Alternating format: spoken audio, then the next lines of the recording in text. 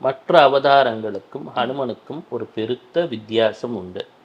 அதாவது எத்தனை யுகங்கள் ஆனாலும் ஹனுமான் மட்டும் அதே அவதார நிலையிலே தான் வருவாராம். மற்றதுலெல்லாம் பார்த்தீங்கன்னா ஒரு யுகத்திலே இருக்கக்கூடியவருக்கு அடுத்த யுகத்திலே அவங்களுடைய ஒரு ரோல் அல்லது கேரக்டர் சற்று மாறுபடும்.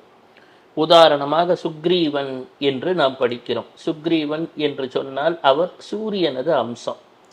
அந்த சுக்ரீவன் பார்த்தா அடுத்த பிறவியில அவர் கர்ணனாக வரும் பொழுது அவருடைய கேரக்டர்ல கொஞ்சம் டிஃபரன்சியேஷன் இருக்கும். கொஞ்சம் ஹீரோவா இருக்கிற ஒரு வில்லனா மாறுவார். இதே வாலி என்று சொல்லக்கூடியவர் இந்திரன். இந்த வாலி அர்ஜுனனும் அதே இந்திரன் அம்சம்தான். அப்போ கொஞ்சம் நெகட்டிவா ரோல் பிளே பண்ணவர் இப்ப பாசிட்டிவா பிளே பண்ணியிருப்பார் அடுத்த யுகத்துல. ஆனால் ஹனுமன் மட்டும் தனது நிலையே மாறாமல் ஒவ்வொரு யுகத்திலும் அதே ஹனுமன் தான் வருவார். ஏனென்றால் அவர் ருத்ரனுடைய அம்சம். அதாவது ஹனுமனுக்கு என்றும் அழிவே கிடையாது.